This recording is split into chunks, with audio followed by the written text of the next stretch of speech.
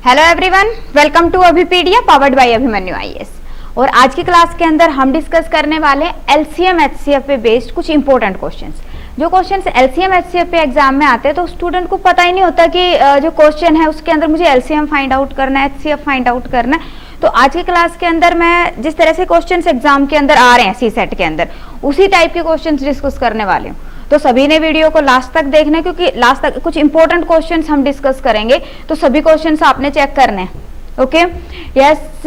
और दूसरा पॉइंट, सभी ने वीडियो को शेयर कर देना अपने फ्रेंड्स के साथ में। मैक्सिमम शेयरिंग चाहिए मुझे, ये देखिए मैक्सिमम शेयरिंग होनी चाहिए। अगर आपको लग रहा है कि कुछ समझ आता है मेरा पढ़ाया हुआ, तो सभी ने शेयर जरूर करना है। ओके सारे इंपॉर्टेंट क्वेश्चंस मैं डिस्कस कर रही हूँ सी सेट पॉइंट ऑफ व्यू से, जो इंपॉर्टेंट क्वेश्चंस है। ओके अब देखिए यहाँ पे एक क्वेश्चन है स्क्रीन पे। अभी कहोगे मैडम बिल्कुल इजी सा क्वेश्चन है, कुछ स्टूडेंट्स को आता होगा, बट कुछ मैं जो पॉइंट समझाना चाह रही हूँ पहले उसके ऊपर थोड़ा फोकस करो। अब जैसे ये क्वेश्चन है, क्या है question? What is the smallest possible length that can exactly measured by the scale of 3 centimetre, 5 centimetre and 10 centimetre. Okay अब यहाँ पे इस क्वेश्चन में कहीं पे लिखा है कि एलसीएम फाइंड आउट करना है या फिर एचसीएफ फाइंड आउट करना है, नहीं मेंशन है। दूसरा जो पॉइंट है वो, क्योंकि हमने टॉपिक बता दिया कि एलसीएम एचसीएफ का टॉपिक है, तो चलो एक क्या तो एलसीएम निकालेंगे या फिर एचसीएफ निकालेंगे। हमें पता होना चाहिए कि मुझे यहाँ पे करना क्या है। तो अब देखो कैसे पता लगाएंगे। अब यहाँ पे देखिए क्या कह रहा है, what is the smallest possible length, smallest possible length that can exactly measured by the scales, by the scales. अब यहाँ पे जो कीवर्ड यूज हुआ है, क्या कह रहा है? बाय द स्केल्स मीन्स कि हमें जो कि हमारे पास में स्केल गिवन है, एक स्केल है हमारे पास 3 सेंटीमीटर का, एक है 5 सेंटीमीटर का और एक है 10 सेंटीमीटर का। ठीक है, इन तीनों से हम उसको मेजर कर सके, वो मुझे लेंथ चाहिए।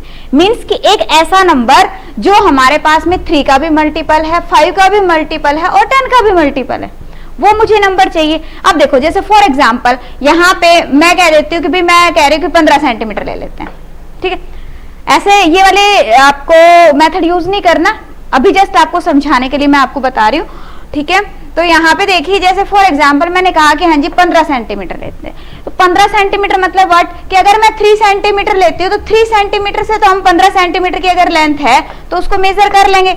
ये 3 फिर 3 फिर 3, इस तरह से हम उसको मेजर कर लेंगे। ठीक है,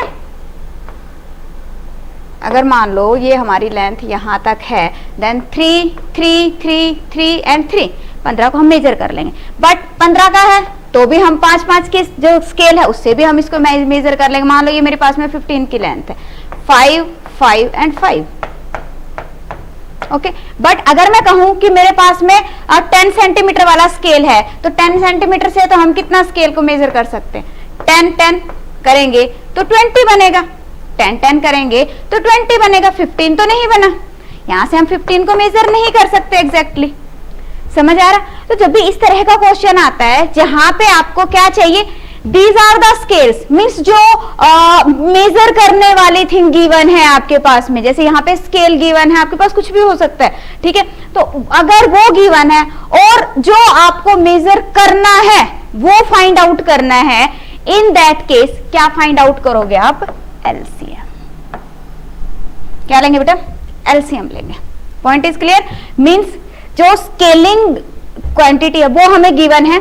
ठीक है, अब जैसे यहाँ पे हमने मेजर किससे करना है? इनसे मेजर करना है। ठीक है, मेजरिंग थिंग हमारे पास में है और जो मेजर करना है वो हमें फाइंड आउट करना है। इन दैट केस क्या फाइंड आउट करेंगे हम?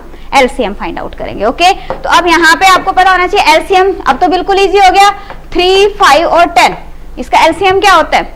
हाँ जी एलसीएम इज 30, दैट मीन्स कि आंसर विल बी 30। एलसीएम तो सभी को आता है फाइंड आउट करना, एलसीएम तो सभी को आता है। आई थिंक कोई भी ऐसा स्टूडेंट नहीं होना चाहिए जिसको एलसीएम नहीं आता हो। ओके कितना आ गया आपके पास में? ज्यादा नीचे तक जाने की जरूरत नहीं है, अभी आगे कोई भी डिविजिबल नहीं है आपके पास में नंबर। कितना आ गया? 30। हाँ जी बताइए, कोई डाउट? कोई भी doubt?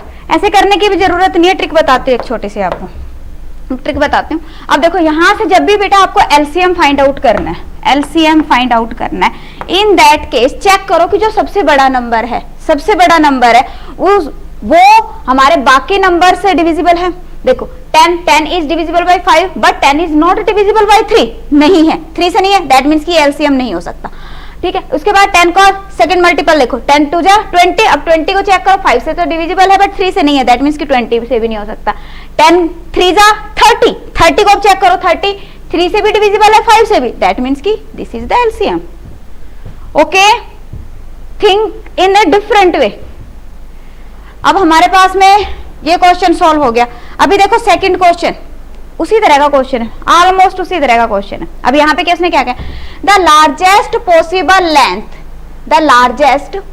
Length that can exactly measure the scale of length 15 centimetre, 12, 15 and 21 centimetre. Means कि हमारे पास में यहाँ पे क्या कह रहा है कि हमें मेजरिंग थिंग फाइंड आउट करनी है। एक हमारे पास में अलग अलग लेंथ्स गिवन है, क्या लेंथ्स गिवन है, 12 सेंटीमीटर, ठीक है जी, 15 centimetre and 21 centimetre.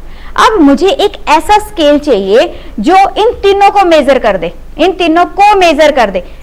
These are not using for measuring. If these are using for measuring and we want to find out the measuring thing, in that case क्या करोगे आप, LCM निकालोगे। But if we want to measure these things, measure the given things and we want to find out the measuring scale which is used to measure these things, okay, in that case you will take HCF। क्या लेंगे बेटा, HCF। Point is clear. अब अगर इन दोनों का point clear है तो इस तरह के क्वेश्चंस बार बार रिपीटेडली एग्जाम के अंदर आते हैं, तो ये ध्यान रखो कहां पे एलसीएम निकलेगा, कहां पे एचसीएफ निकलेगा। तो यहाँ पे क्या आएगा, एचसीएफ। एचसीएफ आई होप सभी को पता है, एचसीएफ एक ऐसा नंबर आता है that is divisible by all these numbers, ठीक है, जो भी गिवन नंबर्स है। तो यहाँ पे एचसीएफ क्या आएगा आपके पास में, एचसीएफ विल बी 3। क्लियर, कोई डाउट इसके अंदर, कोई डाउट। एचसीएफ सभी को आता है निकालना, आई होप आना चाहिए बेटा, अगर आप इस स्टेज पे हो तो। फिर भी एक बार बताऊंगी बस, बाकी आगे से कैलकुलेशन वाट आप खुद से करोगे। देखो अब यहाँ पे 12, 15 और 21 का आपको एलसीएम फाइंड आउट करना है, कैसे करोगे, ट्रिक से बताऊं, मेथड से, दोनों बता देते। चलो देखो, कोई भी एक नंबर ले लिया मैंने, 21 ले लिया, इसको हमने 15 से डिवाइड किया, 15 बन जाए 15, बच गया 6। अब जो आपका रिमाइंडर है that will become the divisor, और जो हमारे पास में डिवाइजर था वो क्या बन जाएगा, डिविडेंड। तो नहीं पा रहा, बच गया 3। अगेन सेम प्रोसेस होगा आपके पास में, ये पूरा डिविजिबल हो गया। जब पूरे का पूरा डिविजिबल हो गया तो वो जो डिवाइजर है that will be your HCF. Okay, अब जैसे यहाँ पे 3 आ गया, अब जो रिमेनिंग पार्ट है दैट इज 12। अब 12 को 3 से डिवाइड करके देखो, ये भी पूरा डिवाइड कर रहे हैं, दैट मीन्स कि 3 will be the HCF. This is a long method, but अगर मान लो आपके पास में नंबर बड़े आ जाते हैं, जैसे यहाँ पे छोटे छोटे नंबर है 12, 15, 21, आप डायरेक्टली फाइंड आउट कर सकते हो, ठीक है। बट अगर नंबर थोड़ा सा बड़ा आ जाता है, इन दैट केस प्रॉब्लम हो सकती है। तो देखो आपको ये मेथड तो पता होना ही चाहिए, ठीक है, डिवीजन मेथड आपको पता होना चाहिए कि फाइनली एचसीएफ हम कैसे फाइंड आउट करेंगे। ओके, अब स्मॉल नंबर्स के ऊपर बाय ट्रिक कैसे करेंगे, देखो जब आपको बाय ट्रिक करना है एचसीएफ फाइंड आउट, तो हमें किसका एचसीएफ फाइंड आउट करना है, 12, 15 एंड 21 का एचसीएफ फाइंड आउट करना है। Now take the smallest number, smallest number को चेक करो, स्मॉलेस्ट नंबर कौन सा है, 12। अब 12 देखो, 12 को अगर मैं 12 से इसको डिवाइड करती हूँ, डिवाइड होता है, नहीं होता, ये भी नहीं होता, दैट मीन्स कि 12 नो इज नो होता है एचसीएफ। ओके, अब इन दोनों का डिफरेंस निकाल लो, जो स्मॉलेस्ट नंबर है उनका डिफरेंस निकाल लो। डिफरेंस कितना आया, 3। ओके, अब इसके अंदर इसके फैक्टर्स देखो, 3 and 1 बनेंगे। अब यहाँ पे देखो 3 से सारे के सारे नंबर डिविजिबल है, दैट मीन्स कि 3 will be your HCF. Clear, समझ आ रहा है सभी को, समझ आ रहा है। देखो बेटा मैंने बिल्कुल बेसिक से, जो हमारा 7 डेज ट्रायल कोर्स जो कंप्लीट कोर्स है, उसके अंदर एक एक कंसेप्ट आपको बिल्कुल बेसिक से करवाया हुआ है, हर एक मेथड समझाया हुआ है, जिस टाइप के भी क्वेश्चंस बनते हैं एलसीएम एचसीएफ पे वो कराए हुए हैं। 7 डेज ट्रायल का लिंक गिवन है डिस्क्रिप्शन में, सभी ने ज्वाइन करना है, सभी ज्वाइन कर लो उसको। उसके अंदर आपको 7 डेज का ट्रायल है, अच्छा लगे ठीक है, नहीं अच्छा लगे तो भी आपकी मर्जी है, एक बार चेक जरूर करेंगे। ओके, नेक्स्ट देखिए, हाँ जी नेक्स्ट देखो, इंपॉर्टेंट क्वेश्चन है। आपने देखा अगर आपने प्रीवियस ईयर का एनालिसिस किया है तो डायरेक्ट क्वेश्चन आने हो गए बंद, ऐसे क्वेश्चन आ रहे हैं एग्जाम में, ठीक है। अब जैसे ये क्वेश्चन है, क्या कह रहा है, if LCM of 2 numbers is A and B, A and B क्या है, एलसीएम है sorry two numbers A and B, LCM नहीं है ए एंड बी बेटा, एक बार दोबारा से पढ़ेंगे। If the LCM of two numbers is numbers a and b, these are the numbers, is 1104 and their HCF is 4. LCM given है आपके पास 1104 and HCF भी given है आपके पास 4. Then which of the following must be true? अब LCM HCF के अंदर कुछ properties आती हैं तो वो आपको पता होनी चाहिए। अगेन मैं आपको बता रही हूँ कि डिटेल के अंदर कंप्लीट कोर्स के अंदर हमने एक एक पॉइंट जो LCM HCF के हैं वो सभी डिस्कस किए हुए हैं। उसको एक बार आप ज्वाइन करो, ट्रायल क्लासेज है 7 डेज की, फ्री है, कोई चार्जेस नहीं है उसके अंदर आपकी, तो उसको एक बार ज्वाइन करो, बिल्कुल बेसिक से शुरू किया हुआ है। चलो फिर भी मैं कोशिश कर रही हूँ कि जो क्वेश्चन मैं अभी करवा रही हूँ उनके कंसेप्ट आपके क्लियर हो जाए। ओके, अब देखो यहाँ पे क्या कह रहा है वो, LCM HCF गिवन है, कह रहा कौन कौन सी, यहाँ पे 3 स्टेटमेंट्स में से ट्रू होंगी। अब सबसे पहले एक प्रॉपर्टी है LCM HCF की, क्या कहता है कि मल्टीप्लीकेशन ऑफ द नंबर है HCF LCM का multiplication, this will be equal to multiplication of the numbers, here the numbers are A and B। Point is clear. अब LCM मेरे पास है, HCF मेरे पास है, that means I can find out the product of this two numbers. अब आपके पास में LCM कितना है बेटा,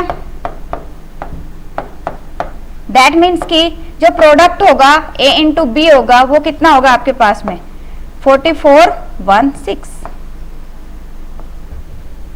अब आपके पास फर्स्ट स्टेटमेंट यहाँ पे क्या है, A star B star is use for multiplication, okay 4416। अब 4416 से आया, that means this is true. ये पॉइंट तो क्लियर हो गया। अब हम आते हैं दूसरे पे, दूसरा है A and B both are divisible by 8। अब यहाँ पे ध्यान रखो कि जो आपके पास में गिवन नंबर्स हैं A एंड B, अब वो दोनों किससे डिविजिबल होते हैं, किससे डिविजिबल होते हैं, जो हाईएस्ट कॉमन फैक्टर होता है, highest common factor that means their HCF, जो HCF है उससे हमेशा दोनों के दोनों नंबर डिविजिबल होंगे और HCF के मल्टीपल से भी, ठीक है। अब साथ में पॉइंट ये आता है कि सभी मल्टीपल से जरूरी नहीं है कि डिविजिबल हो। अब यहाँ पे HCF कितना आ रहा है आपके पास में 4, that means these two numbers A and B will be divisible by what 4 से तो डिविजिबल होंगे ही होंगे, बट अब जरूरी नहीं है कि भाई 4 से डिविजिबल हो तो वो 8 से भी डिविजिबल हो, 8 से भी डिविजिबल हो, बिकॉज हमें नंबर्स नहीं गिवन है, हमारे पास में उनका प्रोडक्ट गिवन है, ये है डन। अब जरूरी तो नहीं है कि नंबर हमारे 8 से डिविजिबल हो, कुछ ऐसे भी नंबर्स आ जाते हैं कि भाई 8 से ना भी डिविजिबल हो। जैसे फॉर एग्जांपल हमारे पास में 12 है, ठीक है, 12 एक ऐसा नंबर है जो 4 से तो डिविजिबल है बट 8 से डिविजिबल नहीं है। That means there is possibility that A and B both are divisible by 8 but this is not the fact कि वो 8 से डिविजिबल होंगे, तो ये क्या हो गया आपके पास में रॉन्ग हो गया। क्लियर। थर्ड पॉइंट पे आते हैं। अब थर्ड पॉइंट क्या है, थर्ड पॉइंट है A ratio B is equal to 48 ratio 21। अब इसने कहा है A रेशियो B मीन्स दोनों नंबर्स की जो रेशियो है वो क्या होगी 48 रेशियो 23 या फिर 23 रेशियो 48। अब हमेशा ध्यान रखो अगर नंबर्स की रेशियो है आपके पास में और LCM HCF है तो उसके अंदर जो आपका नंबर है, ठीक है ना, ये जो नंबर है इनका जो HCF आप निकालोगे, ठीक है ना, तो वो क्या होना चाहिए, जो भी आपके पास में HCF है that means both should be divisible by 4।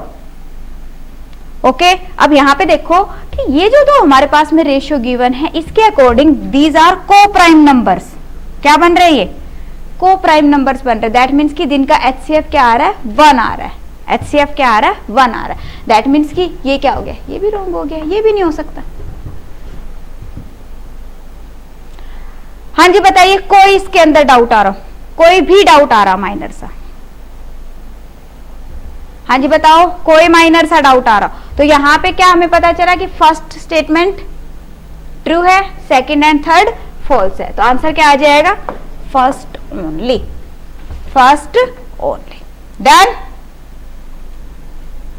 अब यहाँ पे कुछ स्टूडेंट्स के माइंड में आ रहा होगा कि मैडम देखो अगर हमने यहाँ पे देखा कि इनका मल्टीप्लीकेशन जो है ना, यहाँ पे इनका जो एलसीएम है वो 1104 आ रहा है, और यहाँ से अगर मैं मल्टीप्लाई करूँ तो भी मेरे पास में यही टर्म आ रही है, तो ये हो भी सकता है ना, ऐसा माइंड में कुछ आ रहा होगा। बट बेटा ऐसा नहीं है, बिकॉज इनका जो आपके पास में HCF है, HCF यहाँ पे क्या बन रहा है आपका, HCF क्या बन रहा है, 1 बन रहा है, बट हमारे पास में एक्चुअल में HCF कितना है, 4 है।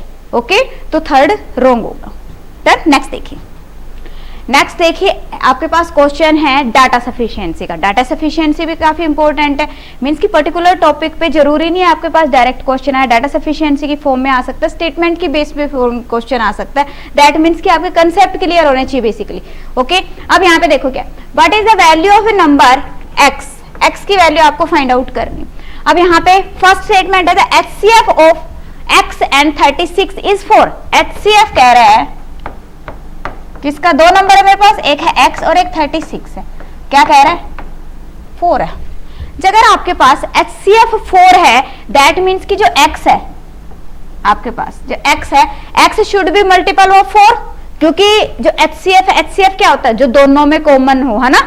तो यहाँ पे x की वैल्यू क्या हो सकती है आपके पास में, 4 हो सकती है, 8 हो सकती है, ठीक है, आपके पास 12 हो सकती है, 16 हो सकती है, मीन्स कहां तक, 36 तक हो सकती है, is a possibility, we don't know the exact value. Okay, अब दूसरा देखो, बट मेरे पास एग्जैक्ट वैल्यू नहीं है, दैट मीन्स कि सिर्फ इस स्टेटमेंट के बेस पे तो मैं आंसर नहीं कर सकती। हमें इतना पता है कि हमारे पास में जो ये वाली वैल्यू होगी, ये क्या होगी, this will be multiple 4, multiple of 4। Okay, that means first statement is not sufficient to give the answer. Now come on the second one. Second क्या कह रहा है, the LCM of x and 36 is 72। LCM जो है वो क्या होना चाहिए, 72 होना चाहिए। अब देखो दूसरा पॉइंट उसने क्या कहा है, LCM of x and 36 is 72। अब एलसीएम 72 कब बनेगा, एलसीएम 72 कब बनेगा, अभी मैंने आपको एक ट्रिक बताई थी एलसीएम निकालने की, अब उसको माइंड में देखो। अभी क्या होता है कि एलसीएम क्या होता है, एक ऐसा नंबर जिसके जो आपका मल्टीपल हो, देखो हाईएस्ट कॉमन मल्टीपल, है ना, यही का है। अब अगर हम कॉमन मल्टीपल की बात करें तो बेटा देखो हाईएस्ट नंबर को देखो आप, यहाँ पे नंबर क्या है, 36। अब 36 को अगर मैं यहाँ पे वैल्यू लेती हूँ 1, तो अपने पास में क्या आएगा, एलसीएम, एलसीएम क्या आएगा आपके पास में, एलसीएम कितना आ जाएगा बेटा, देखो एलसीएम आएगा आपके पास में 36। डन। अगर मैं इसको ले लेती हूँ 2, तो एलसीएम कितना आ जाएगा मेरे पास में, एलसीएम कितना आएगा, अभी अगेन 36 आएगा, because this is divisible by 36। Okay, अगर मैं इसको लेती हूँ 3 लेती हूँ तो एलसीएम अगेन 36 आएगा, बिकॉज दीज आर मल्टीपल। अगर 4 लेंगे, अगर हम इसको लेंगे 4, तो भी हमारे पास में क्या आएगा, 4 लेंगे तो यहाँ पे हमारे पास में अगेन। अब पहले बहुत बात ये, क्या मुझे 1 2 3 चेक करने की जरूरत थी, क्या हमें 1 2 3 चेक करने की जरूरत थी, अगर हम सिंगल स्टेटमेंट को चेक कर रहे हैं इन दैट केस तो जरूरत थी, बट हमें यहां से ये पता चल रहा है कि भाई यहाँ पे कोई भी वैल्यू हो सकती है, 72 तक कोई भी वैल्यू हो सकती है जो कि दोनों के अंदर कॉमन मल्टीपल है। डन। तो यहाँ पे आप इससे भी फाइंड आउट नहीं कर सकते कि यहाँ पे आपके पास में x की वैल्यू क्या रहेगी। हाँ, बट हमें इतना पता है कि यहाँ पे अगर हम आगे बढ़ते हैं तो x की वैल्यू क्या रहेगी, 8 की मल्टीपल रहेगी, 8 की मल्टीपल रहेगी। डन। तो अब उस केस के अंदर अब आप देखो कि यहाँ पे अपने पास में x की वैल्यू क्या हो सकती है, x की वैल्यू अब आगे चेक करो, 5 से तो ये मल्टीपल ही नहीं है, दैट मीन्स कि नहीं जाएगा, 6 से भी 7, देन 8। अगर हम देखते हैं 8, अगर हम x की वैल्यू लेते हैं 8, इन दैट केस आपके पास में क्या हो जाएगा, 72 आ जाएगा एलसीएम। तो अब आप कहोगे मैडम फिर 8 will be the correct answer, आप हम सेकंड से फाइंड आउट कर सकते हैं। नहीं बेटा, आप यहाँ पे देखो, अगर हम यहाँ पे 8 के बजाय कोई और दूसरा नंबर लेते हैं तो उससे भी 72 बन जाएगा, एलसीएम अगेन 72 बन जाएगा, ठीक है ना। तो इसलिए हमारे पास कंफर्म नहीं है, 4 से भी बन रहा है। तो यहाँ पे पॉइंट क्या आ रहा है कि सिर्फ सेकंड से भी हम आंसर नहीं कर सकते, सेकंड से भी आंसर नहीं कर सकते, फर्स्ट से भी आंसर नहीं कर सकते। बट अगर मैं दोनों को कंबाइन कर दूं, तो मैंने देखा भी 8 इसमें भी आ रहा है और इसमें भी आ रहा है, दैट मीन्स व्हाट कि x की वैल्यू क्या होगी, 8 होगी। कब? जब दोनों को कंबाइन करें तब हमें कंफर्म वैल्यू मिल रही है। सो यहाँ पे आंसर क्या आएगा? Both statements together are sufficient but neither statement one alone is sufficient to give the answer. Done. तो आंसर आ जाएगा बेटा आपके पास में ऑप्शन सी। बताइए कोई इसके अंदर डाउट आ रहा हो? ओके, क्या मिला मुझे? देखो यहां से जो फर्स्ट से, एक बार दोबारा से बता देती हूँ, फर्स्ट से हमें ये मिल रहा है कि जो नंबर है x will be equal to कोई भी एक कांस्टेंट है उसका 4 टाइम्स होएगा, ठीक है ना। जो दूसरी स्टेटमेंट से मुझे क्या मिल रहा है? जो x है that will be multiple of k, कोई भी दूसरा ले लो n, एक कांस्टेंट है। दोनों केसेस में मुझे ये कांस्टेंट मिल रहा है। तो इससे हम अगर मान लो सेम कांस्टेंट ले लेते हैं तो उस केस के अंदर आप ये देखो कि 8 जो है that will be your answer. Point is clear? Next question की तरफ मूव करते हैं। नेक्स्ट क्वेश्चन देखिए। हाँ जी, नेक्स्ट क्वेश्चन है three different pieces of iron are varying length are given to a student which are 44, 22, 55 centimeter respectively. He has to form rod of maximum length such that number of iron waste is left. No iron waste is left. Find the maximum length of such rod. हाँ, अब बताओ अगर समझ आ गया तो। मैंने देखो अभी आपको 3-4 कंसेप्ट दिए हैं, अब उसके अंदर से देखो क्या आएगा। यहाँ पे आपके पास में यहाँ पे कहीं पे भी नहीं मेंशन है कि आपको एलसीएम फाइंड आउट करना है, एचसीएफ फाइंड आउट करना है, बट यहाँ पे मुझे क्या मेंशन है? I have different pieces of road, one is 44 centimetre, one is 22 centimetre and one is 55 centimetre. Okay, और एक हमें ऐसे उसके हमने पीसेस बनाने इस तरह से कि जो आपके पास में रोड है उसके अंदर से कोई भी वेस्ट नहीं बचना चाहिए। सेम लेंथ के इसी में से बनने चाहिए, सेम लेंथ के इसमें से बनने चाहिए, यही कहा है। सेम लेंथ कह रहा है। अब उस केस के अंदर देखो कितना होगा ये, फिर क्या फाइंड आउट करेंगे? याद करो अभी सेकंड जो क्वेश्चन मैंने आपको कराया था, जब भी इस तरह का क्वेश्चन आता है कि हमें मेजर करना है, स्मॉल पार्ट चाहिए उसका जिससे हमारे ये भी इक्वल है, ये भी इक्वल है, ये भी इक्वल है, क्या फाइंड आउट करोगे बेटा? HCF। ओके, सो यहाँ पे अपने पास में क्या आ जाएगा? HCF ऑफ 44, 22 एंड 55 कितना आएगा? 11। सो answer will B 11। Clear? HCF सभी को निकालना आता है, अभी करवाया था मैंने आपको। नेक्स्ट देखिए, नेक्स्ट आपके पास question, find the scale, find the side of the largest square slab which can be paved on the floor है बेटा, floor of a room 5 metre 44 metre long. एक रूम है 5 metre and 44 centimetre long and 3 metre 74 centimetre broad. अब इसके अंदर हमने क्या करना है? स्क्वायर स्लैब्स लगानी है इस तरह से, बट वो स्लैब्स कैसे होनी चाहिए कि इधर भी पूरी की पूरी आ जाए, ठीक है, और अगर मैं इधर से देखूं तो भी हमारे पास में पूरी आ जाए। अब मुझे नंबर ऑफ जो स्लैब्स है, ये भी क्वेश्चन हो सकता है, find the number of slabs. Question ये भी हो सकता है आपके पास में कि find the length of the slab. अब स्क्वायर है दैट मींस कि लेंथ ब्रेड्थ इक्वल होगी। अब यहाँ पे देखो कुछ आइडिया मिल रहा है, देख के आपको ऐसा लग रहा होगा मेंस्ट्रुएशन का क्वेश्चन आ गया, बट बेटा मेंस्ट्रुएशन का क्वेश्चन नहीं है, this is question for LCM HCF. अब यहाँ पे मुझे ये पता है कि ये जो पूरी की पूरी लेंथ है ये मैंने इक्वल पार्ट्स में डिवाइड करनी है ना, इक्वल पार्ट्स में डिवाइड करनी। सेम वे उसी सेम साइज के अंदर मुझे ये जो विड्थ है वो भी उसी इक्वल के अंदर डिवाइड करनी। क्या फाइंड आउट करेंगे? HCF। अब जब HCF के अंदर मीटर और सेंटीमीटर दोनों है तो जब भी इस तरह से क्वेश्चन आता है तो उसको जो स्मॉलेस्ट यूनिट है उसमें कन्वर्ट कर लो। तो यहाँ पे आपके पास में क्या हो जाएगा? 544 सेंटीमीटर एंड 374 सेंटीमीटर, इन दोनों का आप HCF फाइंड आउट करोगे।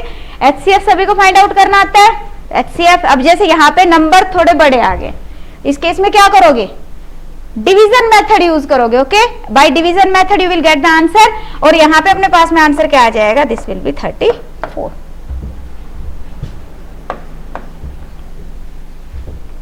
34। HCF बताऊं एक बार या कर लेंगे आई होप सभी। फिर भी कोई प्रॉब्लम आती है कि हाँ जी मैम ज्यादा ही डिटेल में आपको हर एक क्वेश्चन को बताना, कमेंट सेक्शन में मुझे कमेंट सेक्शन। नेक्स्ट क्वेश्चन देखिए, नेक्स्ट क्वेश्चन आपके पास, Ram wants to utilize his unused field and plant some trees. He plant 88 guava trees, 132 papaya trees and 222 sugarcane trees in equal rows। ठीक है जी, equal rows in term of trees. अभी क्या कह रहा है, इन टर्म ऑफ ट्रीज की term में। Also he want to make distinct rows for trees. जो ट्री है उनके लिए अलग अलग रो बनानी, जैसे गावा की ट्रीज की रोज हैं, फिर उसके बाद पपाया की हैं, उसके बाद में सुगर केन है, मीन्स डिस्टिंक्ट रोज होनी चाहिए। That means only one type of tree in one row, calculate the minimum number of रोज।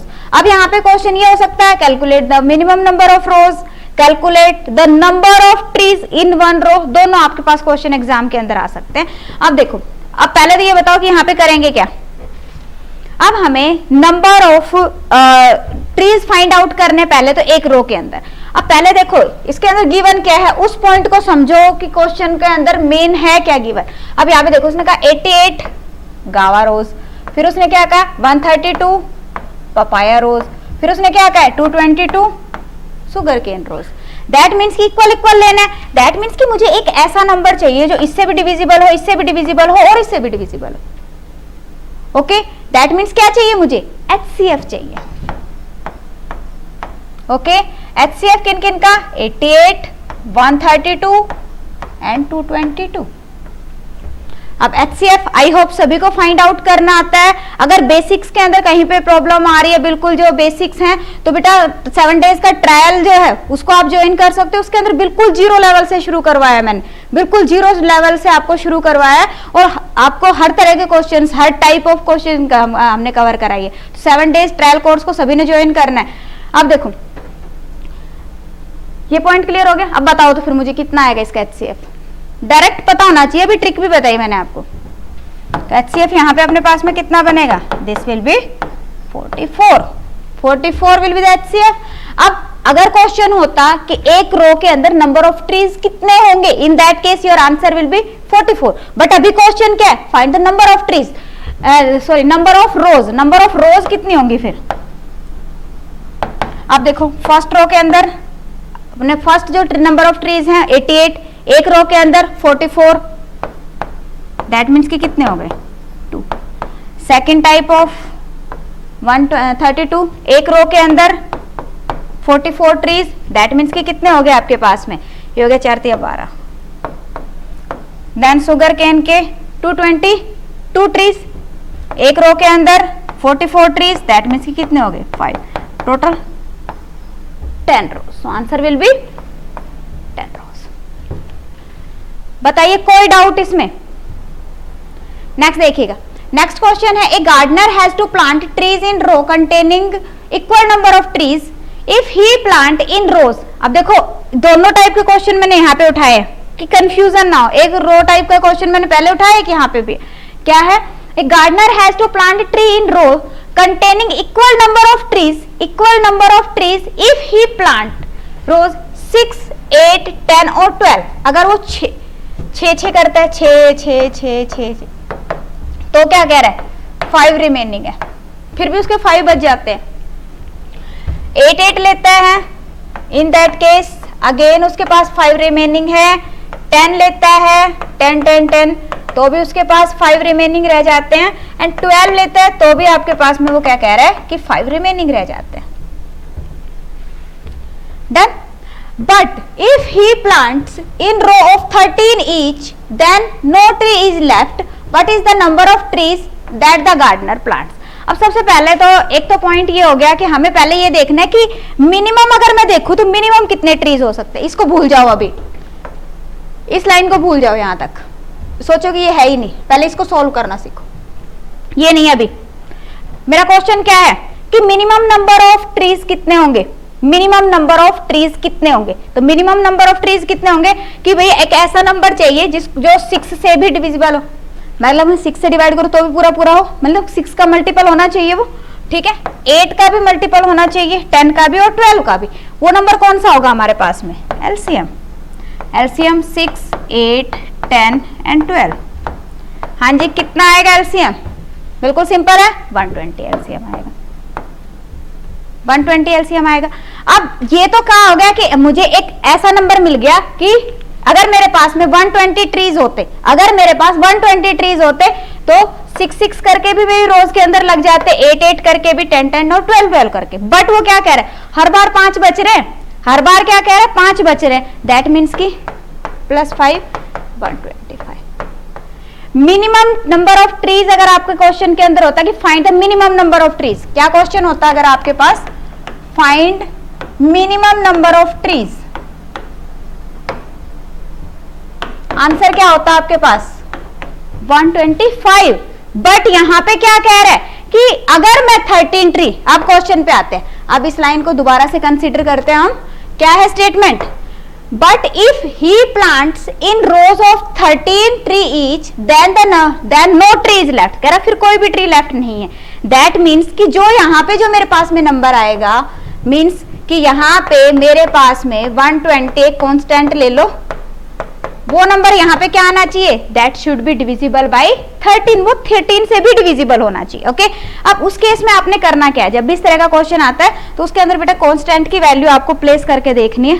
ठीक है, कि मैं यहाँ पे क्या वैल्यू पुट करूं कि मेरा पूरे का पूरा डिविजिबल हो जाए। ओके, अब यहाँ पे देखो, अगर हम पहले अगर इस तरह क्वेश्चन आ रहा तो ऑप्शन से भी आप चेक कर सकते हो कि कहां से आप जा सकते हो। अब यहाँ पे अगर मैं देखो कि यहाँ पे मैं कांस्टेंट की वैल्यू लेती हूँ 1, तो 125 आ रहा है। 125 इज नॉट डिविजिबल बाय 13। अगर हम 2 लेते हैं तो कितना आएगा? 245 अगेन नॉट डिविजिबल बाय। ठीक है, इसी तरह से अगर हम 3 लेते हैं तो 365, 12×36, 365 is again not divisible by 13। तो इस तरह से हम कांस्टेंट लेंगे। तो अगर मैं इसकी वैल्यू ले लेती हूँ k की 7, अगर हम k की वैल्यू क्या ले लेते हैं? 7, तो कितना हो गया? 12×7 + 5 845 and this is divisible by 13। 13 से डिविजिबल है, देखो 3×6 78, 3×5 65। डन। तो ये डिविजिबल है, तो यहाँ पे आंसर क्या आ जाएगा आपके पास में? थोड़ा सा लेवल बढ़ गया क्वेश्चन का। अगर यहीं तक होता इजी था, उसके बाद में थोड़ा सा अब आपको चेक करना पड़ेगा इसको। हाँ जी, क्लियर है? कोई इसके अंदर डाउट? तो अगर इस तरह का क्वेश्चन एग्जाम में आता, कर लेंगे सभी, कर लेंगे। तो कुछ इंपॉर्टेंट क्वेश्चंस आज की क्लास में मैंने डिस्कस कराए हैं। एलसीएम एचसीएफ पे पहले भी काफी सारी क्लासेस हो चुकी हैं। तो दूसरा पॉइंट ये है कि एक तो आपका जो ट्रायल है उसको सभी ने ज्वाइन करना है। मैं बार बार कह रही हूँ, बार बार मैं आप लोगों को कह रही हूँ। सेकेंडली, डिस्क्रिप्शन के अंदर टेलीग्राम का लिंक, ठीक है, टेलीग्राम, इंस्टाग्राम और फेसबुक का लिंक भी गिवन है, आपने उसको भी ज्वाइन करना है, उसको भी ज्वाइन करना है। अगर आप लोगों को कुछ समझ आया है, in that case comment section में एक तो मुझे कमेंट करके बताएंगे, ठीक है, कि समझ आ रहा है कुछ। अगर कोई डाउट रह रहा है, इन दैट केस अगेन आप कमेंट सेक्शन में मुझे कमेंट करके बताएंगे किसी पर्टिकुलर क्वेश्चन में कोई डाउट आ रहा है। ओके, या फिर कोई क्यूरी है आपके माइंड में, तो भी आप कमेंट सेक्शन में कमेंट कर सकते हो कि हाँ जी ये पर्टिकुलर क्यूरी है, 7 डेज ट्रायल कोर्स ज्वाइन हो रहा है, नहीं हो रहा है, या 7 डेज ट्रायल कोर्स के अंदर हमें कैसे उसको रीड करना है, कैसे उसको पढ़ना है, ठीक है, क्या क्या हमें मिल रहा है, तो वो सारा कुछ आप कमेंट सेक्शन में दे सकते हो। इसके अलावा जब आप 7 डेज ट्रायल कोर्स पे जाते हो तो वहां पे क्यूरी सेक्शन इंक्वायरी के लिए आपका बना हुआ है, तो वहां पे भी आप इंक्वायरी कर सकते हो। एक पर्टिकुलर वहां पे आप अपना नंबर दोगे, इंक्वायरी कर सकते हो। क्लियर? सो स्टूडेंट्स, अगर आपको वीडियो अच्छी लगी है तो लाइक और शेयर जरूर करना है। जिन्होंने चैनल को सब्सक्राइब नहीं किया है, जो न्यू यूजर है, उन्होंने चैनल को सब्सक्राइब भी करना है। Thank you so much. Class is over. मिलते हैं नेक्स्ट क्लास में।